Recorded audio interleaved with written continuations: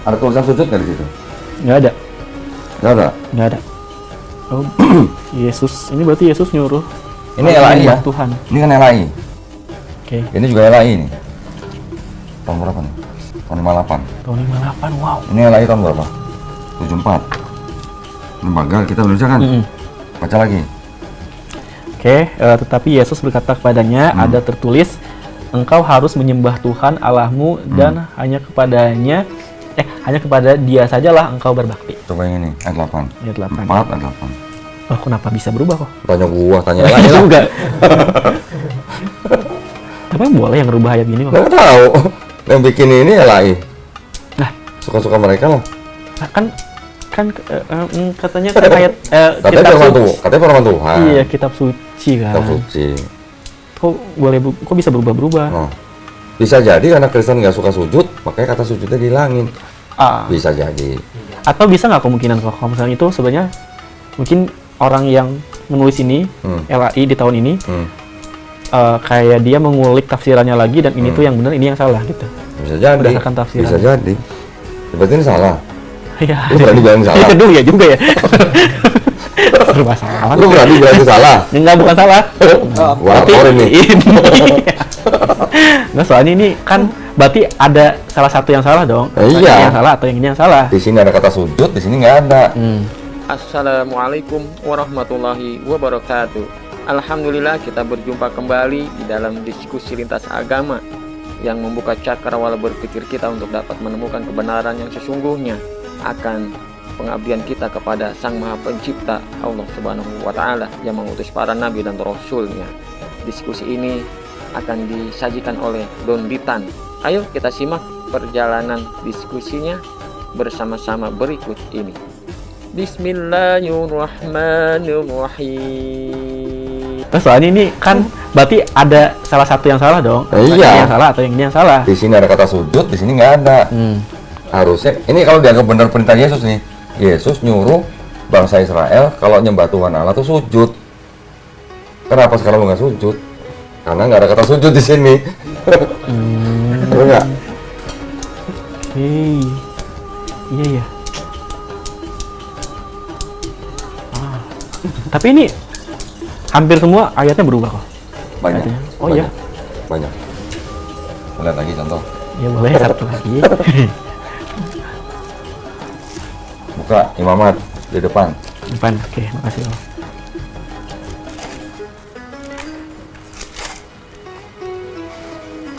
Ini. Iya. Ketiga. Ketiga. Kitab ketiga. Nah ini nih imamat nih. 11, pasal 11. Pasal 11, pasal. Nah ini 9, ayat 7. Ayat 7. Demikian juga babi hutan karena memang berkuku belah, yaitu kukunya bersela panjang tetapi tidak memamah biak. Iya.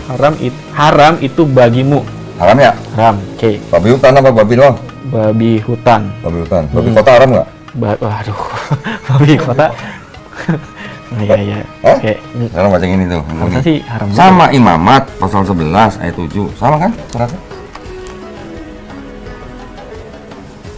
Dan lagi babi karena sesungguh pun kukunya terbelah dua, yaitu bersiratan kukunya, tetapi ia tiada memamah biak, maka haramlah ia kepadamu. Ini babi hutan. Ya, ini babi doang. Ini babi doang ya. Sama nggak babi sama babi hutan? Beda dong. Nah, bisa jadi ini babi ternak atau babi kota kan? Tapi kalau ditulis babi hutan, orang kan mikir kalau gitu babi kota boleh dong, babi ternak. Oh, berarti sebenarnya di sini pun babi itu haram ya? Haram kan? Iya. Ada tulisan haram, di sini juga haram.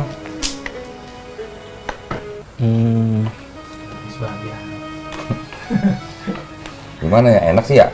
Iya, aduh, udah tahu begini kan jadinya.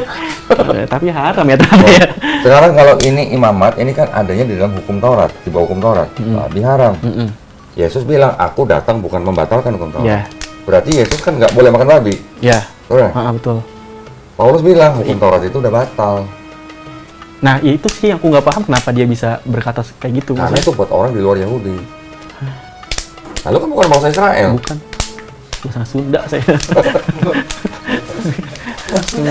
Nah, lo bukan bangsa Israel, tapi lo disuruh menyembah manusia orang bangsa Yahudi, Yesus, yang dianggap sebagai Tuhan atau anak Tuhan yang turun buat menembus dosanya negara. Selama ini kan lo taunya gitu kan? Gua orang Indonesia, dosa gua udah ditebus dengan matinya Yesus di atas kayu salib kan gitu.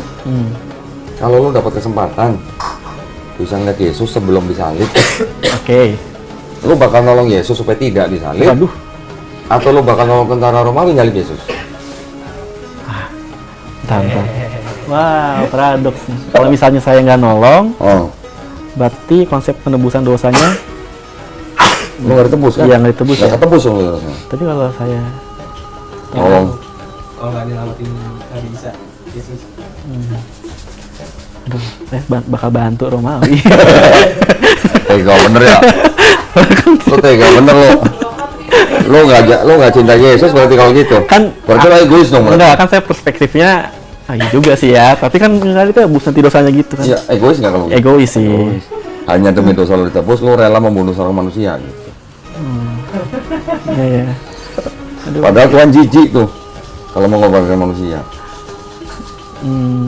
Lo sebagai orang Kristen percaya dosa lo udah ditebus dengan matinya Yesus di atas kayu salib kan? Yang nyalib Yesus siapa? Tentara Romawi, Disuruh siapa? Kaisar, Gubernur gubernur ya? Gubernur Pilatus. Ya, Diminta sama siapa Gubernur Pilatus menyalib Yesus? bapak-bapak Imam Yahudi. Imam Yahudi. Ya. Emang Yahudi dapat nangkep Yesus dari siapa? Dapat apa? Dapat nangkep Yesus dari siapa? Dari itu Yudas. Yudas Iskariot. Nah, Yudas Iskariot nyerahin Yesus ke Imam Yahudi karena dibisikin siapa? setan, iblis. Iblis. Nah, Berarti iblis, Yudas, Imam Yahudi, Pilatus sama tentara buat lo berjasa nggak?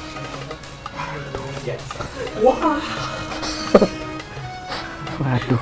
Main belum Dan lo kan dosa lo kan ditebus Iya. dengan matinya Yesus di atas kayu salib. Ya, Yang menyebabkan Yesus disalib ada tentara Romawi, Pilatus, Imam Yahudi, Yudas, dan iblis. Lima-limanya buat lo berjasa nggak? ini biar ini biar iya lagi. Iya. Yang ngajarin Yesus mati di atas kayu salib buat nebus dosanya Tegar siapa? Oh, Paulus. Paulus. Berarti intinya tuh Yesus sebenarnya dia tuh utusan ya. Berarti, Utusan untuk bangsa Israel aja. Nggak ada urusan sama bangsa Melayu, nggak ada urusan gitu.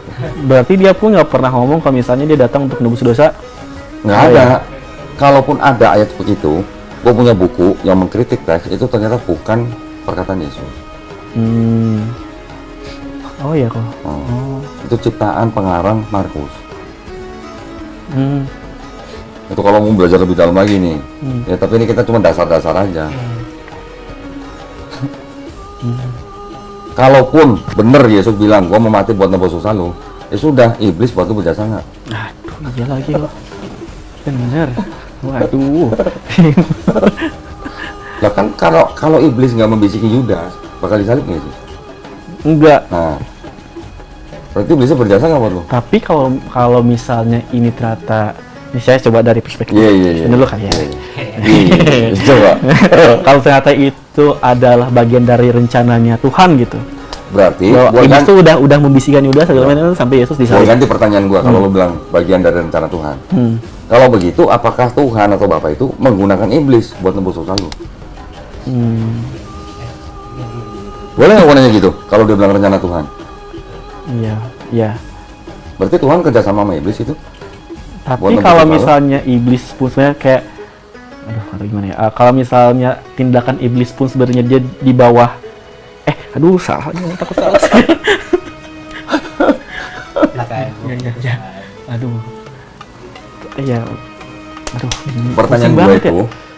itu, gue udah tahu jawaban Kristen itu seperti apa, gue udah tahu. Iya. Kalau jawab begini, gue nanya ini. Kalau jawab ini, gue nanya ini. Kalau jawab ini, gue nanya yang lain. Iya. Gue udah tahu semua, skemanya udah tahu. Oke. Ya, kok.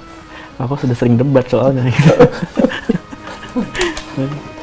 Nanti kalau pendeta bilang karena itu sudah dinubuatkan, Nah itu bahasa nubuatkan tuh tadi kayaknya. ya pendeta yang bilang karena sudah dinubuatkan di perjanjian lama. Yang mana ayatnya? Nanti mau disebut mana lah? Yesaya 96, Yesaya 1, baru gua tantang. Ayo kita bahas nubuat itu. Buat Yesus bukan. Nanti gua bisa bahas dari sisi linguistiknya, dari sisi sejarahnya, dari sisi konteksnya, dan dari sisi perspektifnya orang Yahudi yang punya otoritas buat menafsirkan kitab mereka. Karena ini bukan kitabnya asli orang Kristen, boleh nggak menafsirkan kitab orang? Harusnya sih nggak boleh ya. Kenapa diambil? Oke. Kitab itu sudah ada 500 tahun sebelum Yesus. Terus Kristen timbulnya baru di abad pertama setelah Paulus disebut Kristen. Terus kitab yang 500 tahun sebelum Yesus ini yang nyusun siapa? Kan orang Yahudi. Siapa yang punya otoritas buat menafsirkan kitab ini? Nanti kalau pendeta bilang itu nubuat untuk anak udah nubuat di Perjanjian Lama, gua tinggal buka kitab-kitab Yahudi. Ayat ini buat siapa? Ayat ini buat siapa? Nanti lah itu bisa. Kalau lo mau belajar sampai ke situ, gua bisa buktiin. Mau sih kok. Sekarang apa ntar? Nanti mungkin ya. Oh nanti. Kalau mau nanti boleh. Sekarang nggak boleh. Sebenarnya gampang sih gini. Lu bentar bahasa Inggris nggak? Yes, no, Iya. of course. Yes, no. And then, Gua kasih contoh aja. Gua kasih contoh. Biar lu nggak penasaran. Gitu. Secara logika kalau misalkan Allah nyuruh Nabi Isa dan Yesus buat ngorbanin diri buat sama manusia, kenapa nggak nyuruh Nabi Isa langsung? Kenapa nggak? oh iya juga ya. Iya, Kenapa suatu iblis ya? iya. Kan misalkan anaknya masa nggak dikasih tahu? Contoh. Yesaya. Yang bahasa Inggris nih. Karena yang bahasa Indonesia sama yang bahasa Inggris aja terjemahnya ada beda.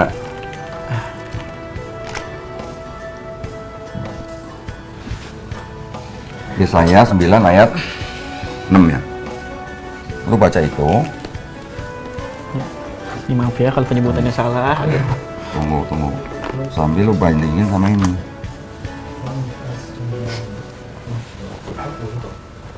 Antu. Oke. Okay. For unto us a child is okay, a child is born.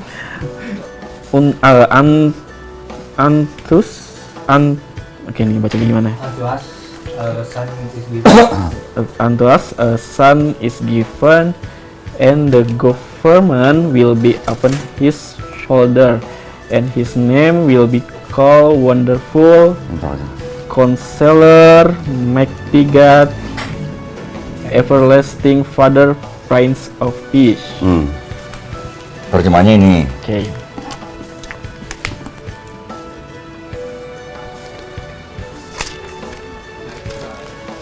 Ini terjemahnya.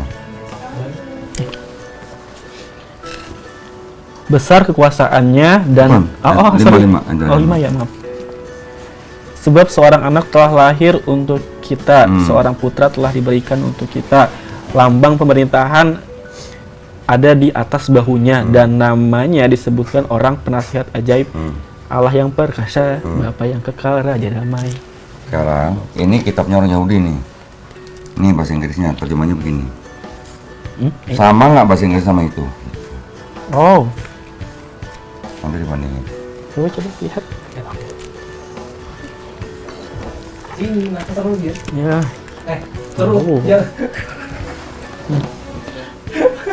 Oke. Bisa nggak nih kalau gelak ban? Nanti. Ini. Nonton Lawan bening. fan show bahas video juga. Nggak bisa sama Yesus. Udah? Oke. Lu bandingin bahasa Inggrisnya. Ya, ada Ada beberapa yang perbedaan nggak? ada beberapa kata yang sama. Bukan beda katanya, tapi susunannya. Oh, susunannya. Hmm. For unto a child. Mirip sih. Mirip, tapi ada beda nggak? Kalau intinya kayaknya, kalau intinya sama. Kalau artinya sama. Oke, ini aku terjemahin ya, yang bahasa Inggris punya Kristen nih. Inggris punya Kristen. Oke. For unto us a child is born.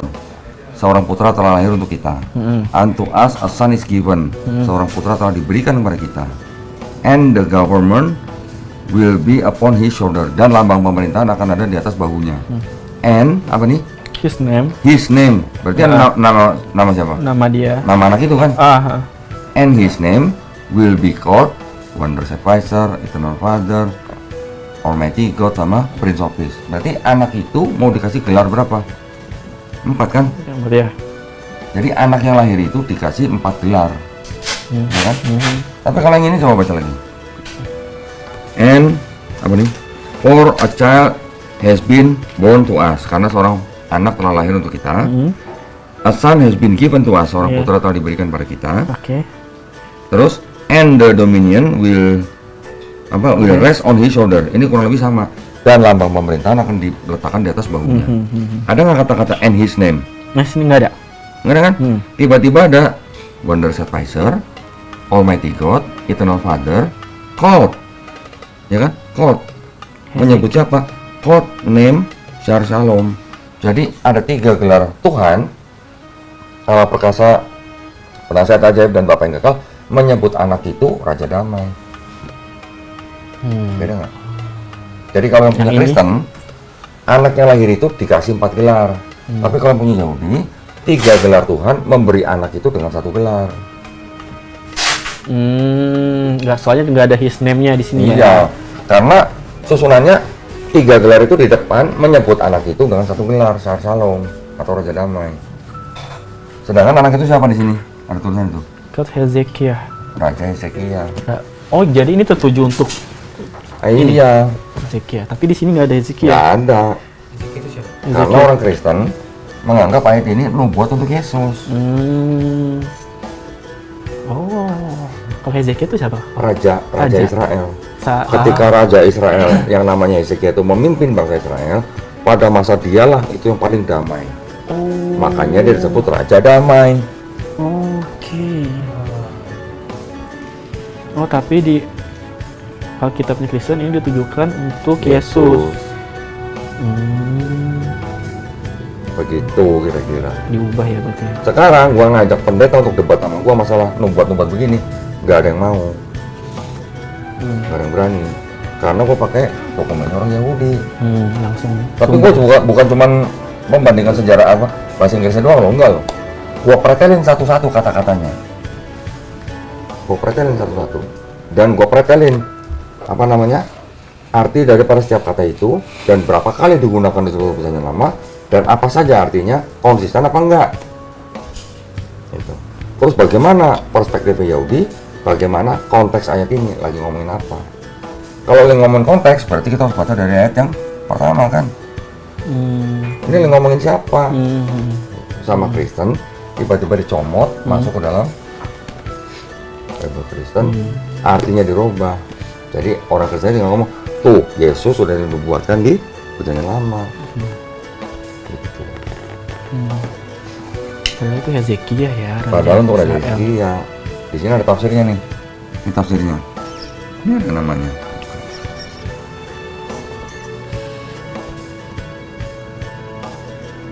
Oke. King Hezekiah. Bahkan gue bisa kasih ayat-ayat di kitab-kitab sebelumnya, sebelum Yesaya, yang menceritakan tentang Raja Hezekiah. Kejadian apa yang dialami pada Raja Hezekiah, sehingga pada saat zaman pemerintahan Raja Hezekiah itu, bangsa Israel benar-benar mengalami masa damai. Oh, ada biografinya ya? Ada. Tapi itu tertulis di kitab? Di sini. Oh. Di surat-surat sebelumnya. Ada. Matching gitu. Tapi kalau tiba-tiba begitu, ayat-ayat sebelumnya nggak dianggap. Gitu. Oh, jadi oke. Jadi langsung ambil. Itu namanya konteks. Oke. Ya. Sekarang gua ngajak pendeta pada debat begini pada nggak mau. Karena gua pakai kitabnya orang Yahudi. Jadi dong, ini kan kitab mereka. Nah, kitab yang ini yang disusun tahun 450 sebelum Masehi diterjemahkan ke bahasa Yunani. Jadinya kitab ini. Tuh, Yunani. Sini, makanya kamu. Sini, Yunani. Wow. Nah, yang bahasa Yunani ini dirubah-rubah sama orang Kristen yang tadi gue bilang, Origen, Lucian, Hesychius. Ya contohnya yang tadi yang lu baca di kitab Kristen itu, komposisinya berubah gimana? Supaya seolah-olah terlihat untuk Yesus. Iya sih.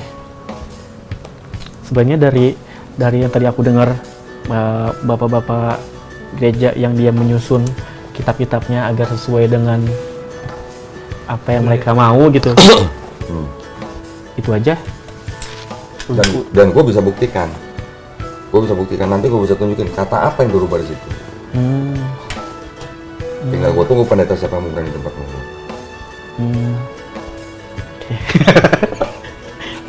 Tolong cariin pendeta yang mau debat sama gue. Nah, kok tuh bukannya tiap tahun ada ya? Pada nggak berani sekarang, dari 2025 pada nggak mau.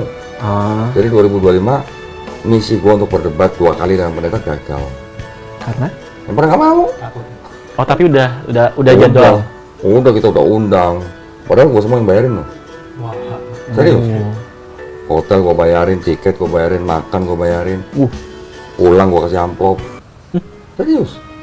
Gue kasih amplop. Nggak kurang. 1 orang. Kemudian gue kasih catatan. Catatan, keamanan dijamin. 2, kehormatan nggak dijamin. Waduh.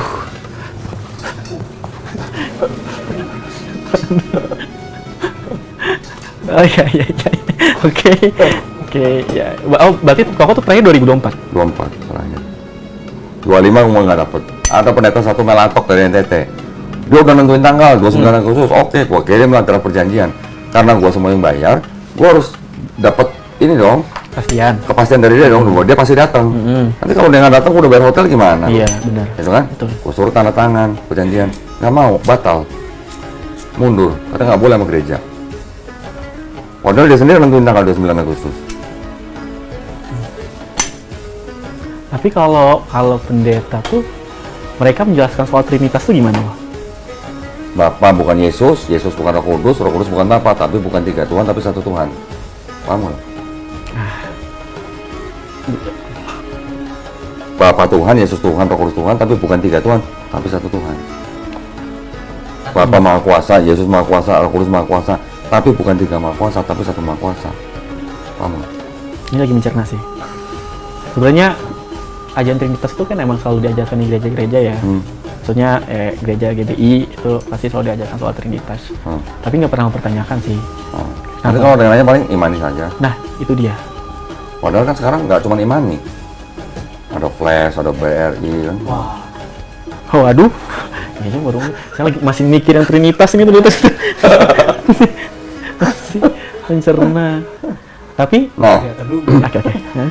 Satu-satunya ayat di dalam kitab orang Kristen yang mengajarkan konsep Trinitas, yang menyebut Bapa, Firman, dan Roh Kudus, dan ketiganya satu. Ada secara eksplisit ada. Eksplisit ada. Oh, Gue bukain. Gua mah bahaya malu buat tunjukin. Ya, makasih, Pak. Makasih, Pak. Mau bahaya buat tunjukin.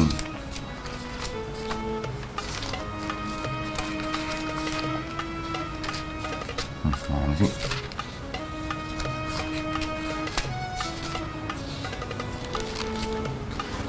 Satu Yohanes pasal 5 ayat 7, tolong baca.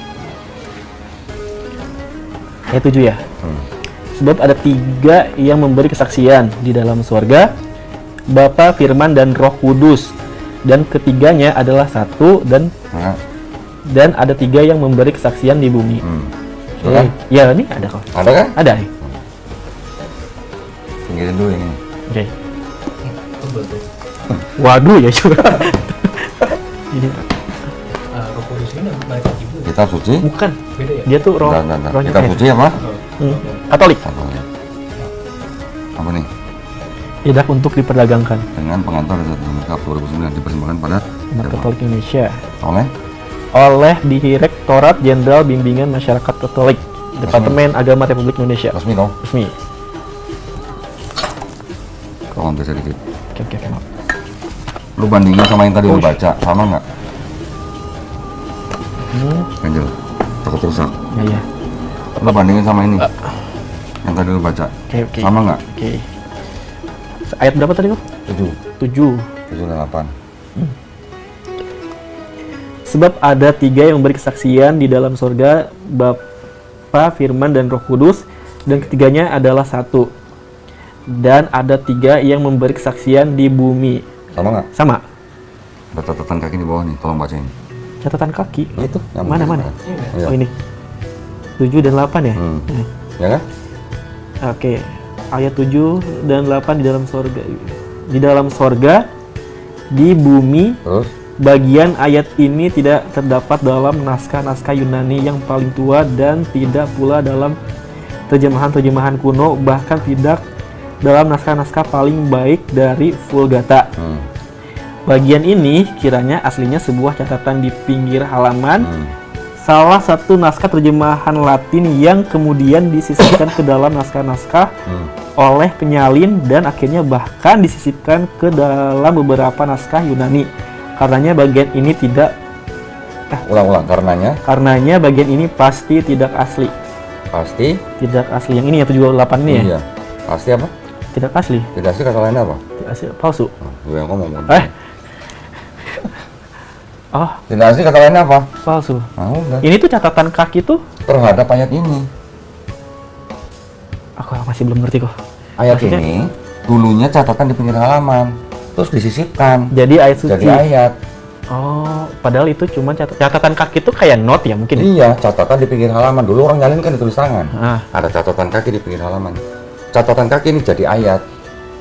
Oh, yang Trinitas ini. Iya, yang Bapa, Firman, dan Roh Kudus dan ketiganya satu. Oh.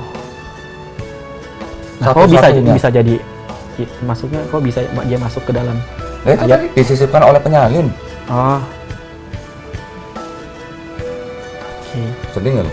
Sedih ya. Udah bisa. Sisipan. Enggak, jadi ayat yang ini, yang Trinitas ini, yang 78 ini. Gak niat lo mereka disipin kaki, cetakin kaki ke tadi di mana? Enggak, yang Trinitas ini itu berdasarkan catatan itu ternyata tuh ayat sisipan bukan ayat asli. Iya. Jadi ada yang penyalin nih, orang lagi nyalin, terus dia disisipin lah ayat ini tentang Iya. Trinitas ini. Nah, jadilah ayat, jadi kitab, bagian dari kitab maksudnya. Gitu, jadi Kalau di Quran ada nggak ayat ini pasti tidak asli gitu orang? Sisipan. Nggak ada. Kalau Quran, semua ayat di dalam Quran itu mutawatir. apa tuh? Apa artinya mutawatir? Apa aku tahu? Banyak orang yang dengar, banyak orang yang tahu ayat itu. Pernah diucapkan oleh Nabi Muhammad SAW.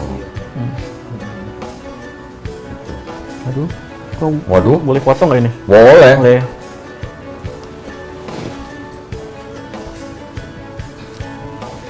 Tapi iya ya, tapi ayat ini tuh masih ada sampai sekarang kan, bro? Iya tadi kan baca Di ya. Bible ini ada, di Bible ini. Di Bible ini juga ada.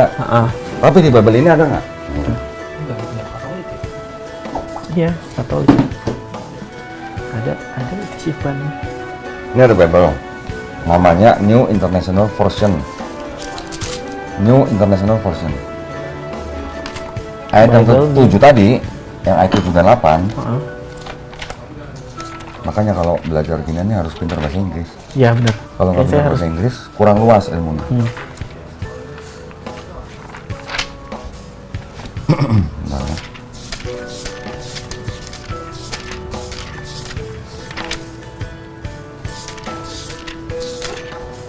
Udah bisa ya, malah.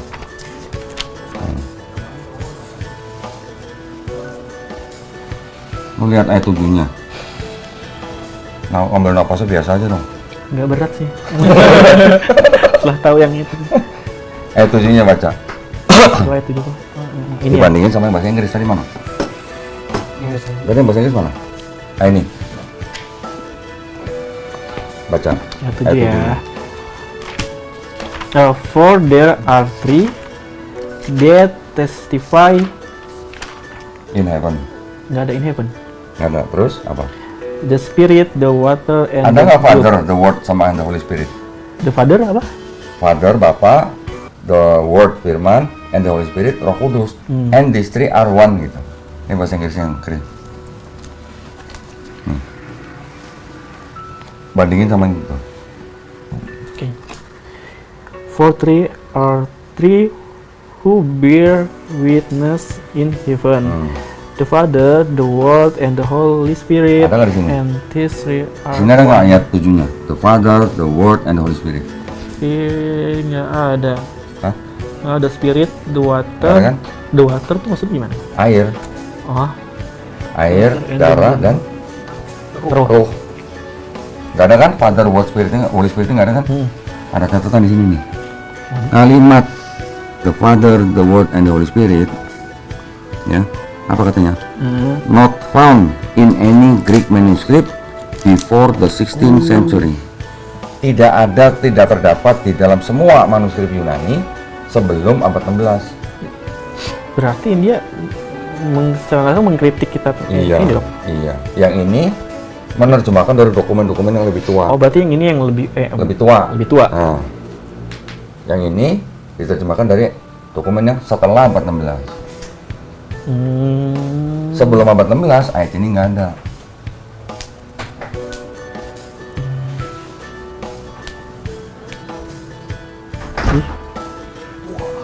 Bapak harusnya lu kasih mic ke dia, wawancarin gimana perasaannya.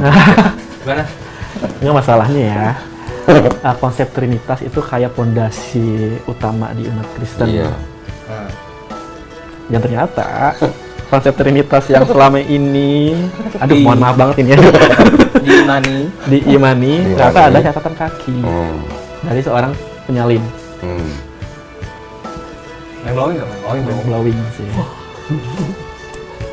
Oke. Kalau nggak ada ayat itu, nggak ada ayat yang menjelaskan konsep Trinitas secara sempurna. Disebut Bapa, Firman atau Putra, dan Roh Kudus, dan ketiganya satu, nggak ada. Cuma itu doang.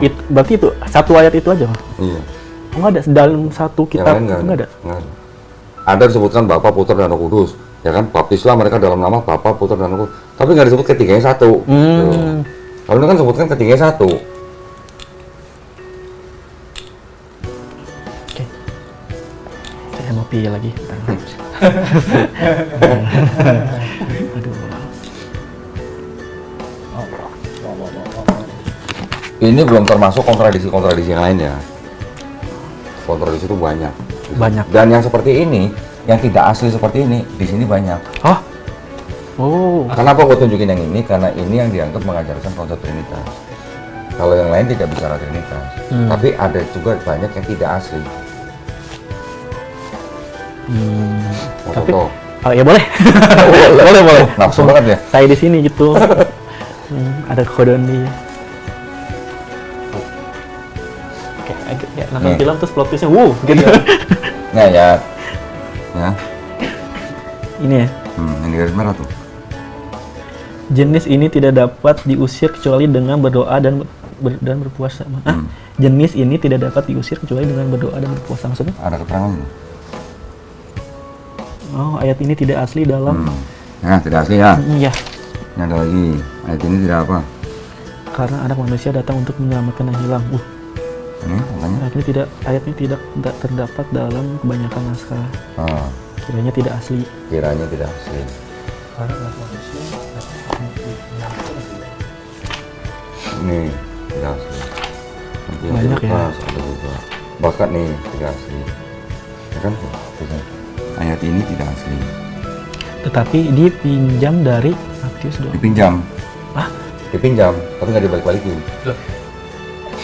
Ayat pinjam. Ayat minjem itu gimana ya? Pinjam dari Matius. Gitu. Maksudnya tuh minjem Mengutip. Gitu. Oh.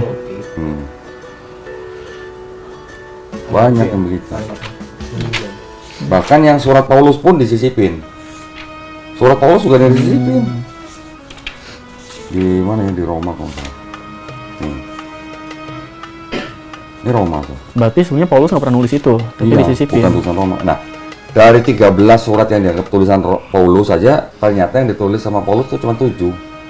Yang 6 bukan tulisan Paulus. Tapi kenapa dia bisa mengatasnamakan Paulus? Zaman dulu, gua yang nulis nih, tapi gua ngaku bernama Tegar gitu. Itu belum ditangkap sama tentara Romawi. Oh, bukan kriminal gitu? Belum kriminal gitu. Beda sama sekarang. Zaman sekarang udah kriminal.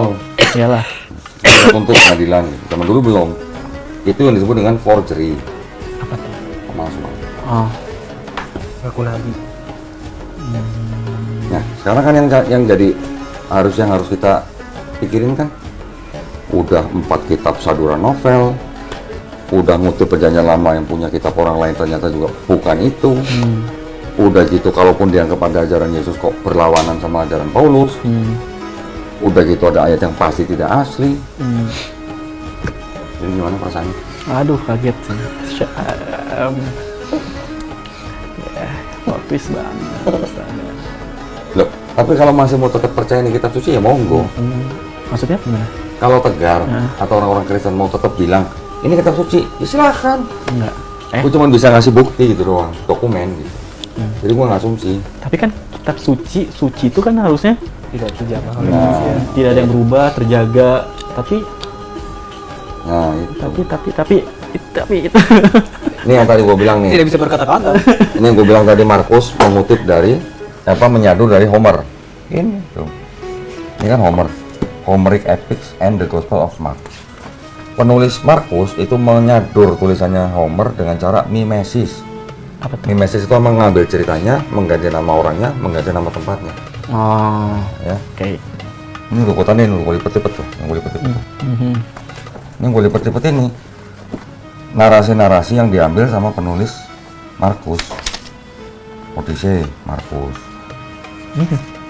Ya, cuman udah terjemahkan dalam bahasa Inggris. Odyssey, Markus.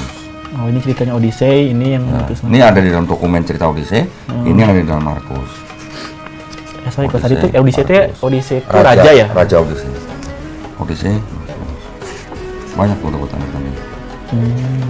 Memang nggak semua, tapi bagaimana ceritanya kok novel bisa jadi kitab suci gitu. Jangan ketawa dong. Saya udah nahan. Oh, udah nah. Yang ini Markus menyadur Homer.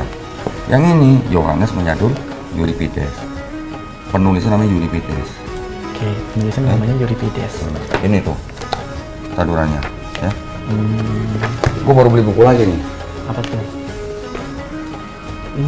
Ini dijual belikan masih? Ada. Nih, The Gospel and the Homer. Jadi ternyata bukan Markus doang yang menyadur Homer. Yang gue belum baca. Ini baru datang kemarin. Markus, Lukas, Yohanes. Itu yang nyadur Homer. Tabelnya ada. Tabelnya. Tinggal pelajarin aja. Tabel semua. Udah di ini Ya. ya, table di. Ternyata Lukas juga ada menyadur Virgil. Virgil tuh siapa lagi? Penulis juga, penulis Oh. Yunani. Itu ceritanya tentang apa? Kalau yang Virgil? Imitation of classical Greek literature. Oh, imitasi ya. Berarti kita perlu imitasi gitu. Yang nulis orang Kristen loh nih, bukan orang Islam loh. Oh, Tapi dia sejarawan. Dia punya dokumen Virgil, dia punya dokumen Odyssey, dia punya dokumen Euripides, dan dia juga punya dokumen-dokumen Gospel. Belum ada pendeta yang menyanggah dia tuh, belum ada. Ngeri kok. Kalau ini sudah dalam lah, ini udah dalam. Ini udah omongannya udah apa? Omongan akademis lah. tapi ilmiah. seru kok. Hmm? Kayak seru ya maksudnya. Sebenarnya kalau orang seperti Tegar ini juga nggak perlu lah tahu-tahu beginian. Dari cerita-cerita Yesus sujud nggak makan babi dan segala macam, itu udah cukup sebenarnya. Ya kan? Tinggal sekarang lu mau ikut Yesus atau mau ikut Paulus? Gitu. Mau ikut Paulus monggo. Kalau mau ikut Yesus ya kayak kita nih orang Muslim. Justru kesemuanya. Ya. Kalau ajarannya Paulus sama dengan ajaran Yesus, lu boleh ngomong mengikut Yesus. Tapi karena beda, bagaimana bisa lu bilang aku mengikuti Yesus, tapi yang lu jalani ajaran Paulus. Ini lagi. Minumnya pakai tangan kanan dong, Dok. Kenapa? Oh, Minumnya pakai tangan kanan. maaf. Kamu udah Direkam ini. di mirror. Ya, ada pertanyaan lagi? Mumpung di sini. Ya. Ada sih kalau tapi tentang keislaman. Boleh, silakan. Apa coba? Kalau di Islam itu kan katanya harus mengimani apa ya? Jin ya sebutnya? Apa? Jin. Jin. Ya. Nah, Jin itu, jin dan manusia itu sama-sama makhluk ciptaan Allah. ya. Ya. Ha. Malaikat juga ciptaan Allah. Jin itu memang dia diciptakan dari api, malaikat dari cahaya, manusia dari Tanah. tanah. Ada masalah apa dengan jin? Iya, maksudnya. Bro, Enggak. ada jin punya utang apa, Mas? Enggak, aku tuh soalnya orang yang enggak, iya bisa dibilang skeptis. Oke. Ya, banyak banget penyangkalan kalau misalnya ada orang yang misalnya dia bilang bisa melihat hantu. Bisa, Bisa ya kok? bisa di dalam Islam kita memahaminya kalau ada orang bisa melihat hantu, ya, itu sebenarnya dia sedang melihat jin. Dan di dalam dirinya orang yang bisa melihat itu juga ada jinnya. Oke, tapi Jin. kalau sorry. Jin bisa masuk ke dalam tubuh manusia. Jin ya. Ketika Tegar misalnya bisa ngeliat hantu, berarti di matanya Tegar ada jin. Oke, tapi maksudnya tuh konsep jin dan konsep hantu yang kayak pocong ke anak segala macem, nah yang itu tuh yang aku tuh agak susah percaya sebenarnya. Tapi apakah ketika nanti aku misal sudah menjadi muslim, terus aku tidak mengimani, misal aku tidak percaya dengan hantu-hantu ini tuh, apakah buat aku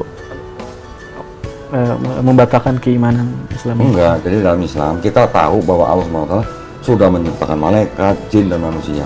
Tapi jin dan manusia itu alamnya beda, alamnya beda, gitu ya. Tapi tujuan daripada Allah SWT menciptakan manusia dan jin itu untuk apa sebenarnya sih? Untuk beribadah kepada Allah. Jin juga ada yang Islam, jin juga ada yang Muslim. Maksudnya menyembah satu Iya, Tuhan. menyembah. Jin yang kafir juga banyak, tapi jin yang Muslim juga banyak. Berarti seperti layaknya manusia gitu ya? Iya, punya kehidupan sendiri gitu.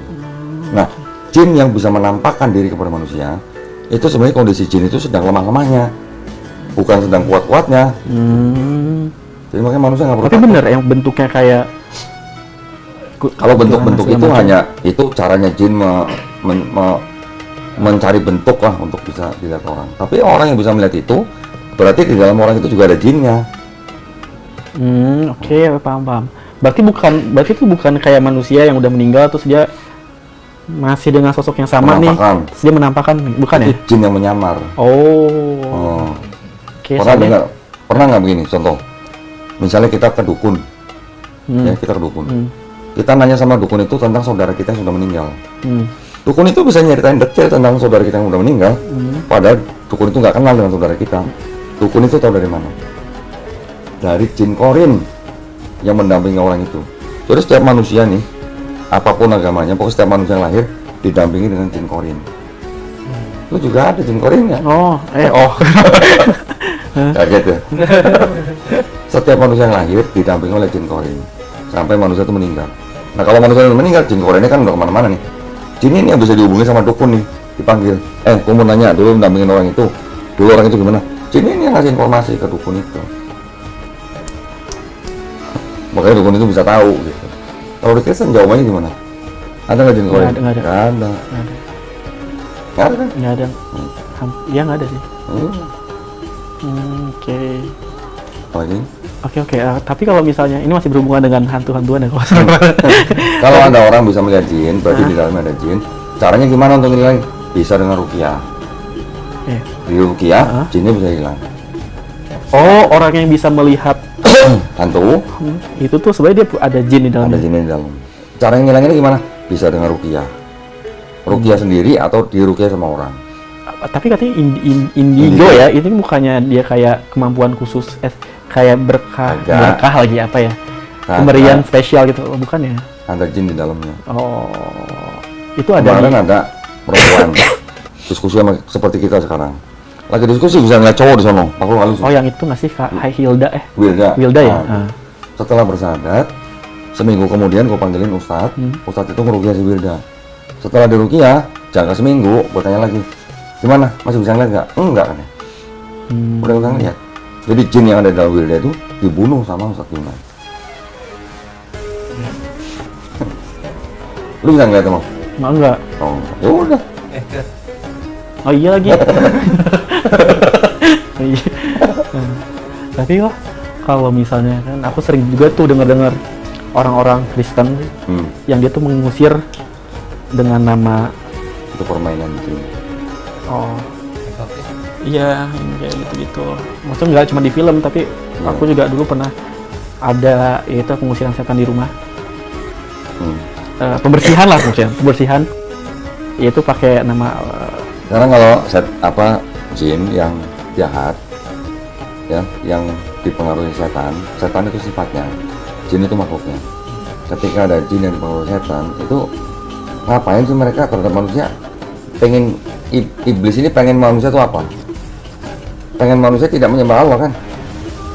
Dengan menyesatkan dengan cara apapun gitu. Bisa dengan cara apa aja? Bisa dengan cara pura-pura orang masuk kerasukan, ditengking dalam nama Yesus pergi gitu ya. Itu. Itu permainan dia, seorang percaya dengan Yesus. Ternyata Yesusnya nggak pernah nyuruh disembah. Kita di Ustadz juga bisa, Ustadz kita juga bisa ngusir jin. Tapi beda sumber. Kalau Islam kita ruqyah dengan baca-baca ayat Quran, jinnya udah spirit gitu, udah takutan dengan ayat Quran. Gitu.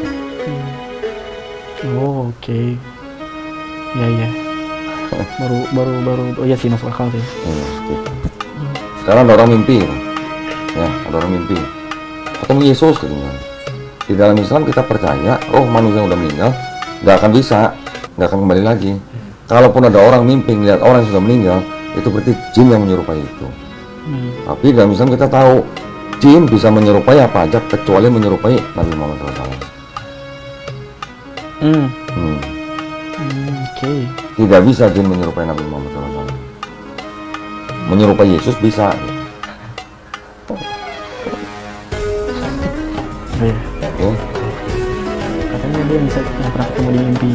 Oh, saya kalau ketemu orang Kristen yang bilang mimpi ketemu Yesus, saya tanya Yesusnya mirip siapa? Mirip Jim Caviezel, mirip Robert Duvall, apa mirip Willem Dafoe? Pemain semua. Willem Dafoe kan jadi Yesus disalibnya telanjang bulat. Iya. Mirip yang mana gitu? Gak ada yang berani jawab.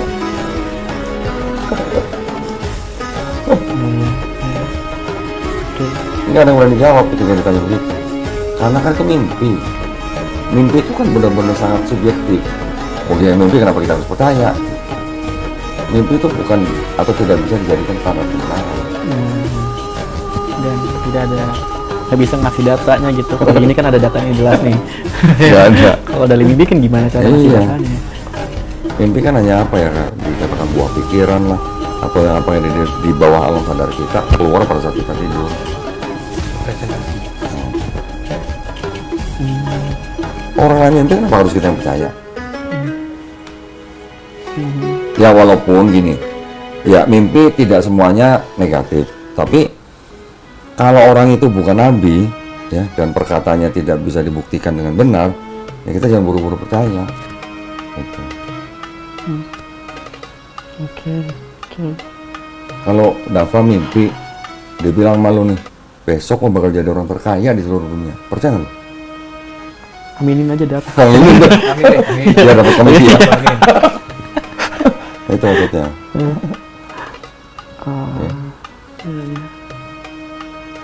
Oke. Kalau orang yang mimpi itu bukan nabi, ya udah biarin aja dia maksud apa. Tadi kan di awal gue tanya, Tegar percaya nggak Tuhan yang Maha Esa ini sudah menurunkan kitab-kitabnya, sudah mengutuskan nabi-nabinya? Sudah. Jadi yang tinggal pegangan kita inilah, makanya kita di Islam ada rukun iman. Gitu.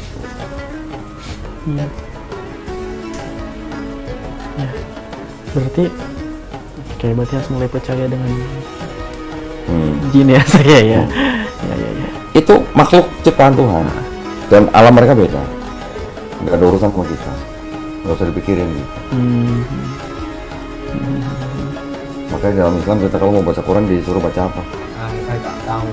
Langsung bilang dari syaitan rajim. Tuh, artinya apa? Dan menyebut nama Allah. Aku berlindung pada Allah dari godaan setan yang terkutuk. Nah, Keren dah Pak. Super kebleng. Itu. mau baca Quran aja kita suruh baca begitu. Coba yang nggak ada setan yang menggoda kita.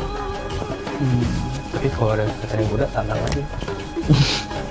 Kalau sampai nih suatu waktu nih, lu ngeliat hantu, lu gak usah takut, mereka sedang dalam posisi yang lemah. Gitu. Tapi itu ada penjelasannya di mana Pak? Di dalam Islam Iya ada nggak? banyak, Oh. bukan bidang gua. Gua nggak mau belajar gitu. Oh, tapi emang ada ya? Ada. Oh. Oke. Kan tadi gua bilang, Malaikat diciptakan dari cahaya, jin diciptakan dari api, manusia diciptakan dari tanah. Kepalanya jin siapa? Iblis. Iblis dulunya sebelum dia dihukum, dia disuruh menyembah Adam yang diciptakan dari tanah. Dia nggak mau, dia sombong. Gua dari api, dia dari tanah, kenapa gua harus sujud sama dia? Dan gara-gara itu dia dihukum. Terus sekarang sampai ditunda waktunya gitu, sampai kiamat nanti. Oke. Apa ini? Lagi ini kayak satu minjem istilah bahasa Kristen pergumulan. Iya. Kenapa? Kalau misalnya saya masuk Islam, tapi di pekerjaan saya ini kan saya bekerja di perusahaan hiburan, karaoke, dan itu tuh kayak bukan maksiat, aduh. Sekarang kebetulan saya tuh kerja sebagai content creator. Iya, content creator, dan ya seperti content creator lainnya harus bikin plan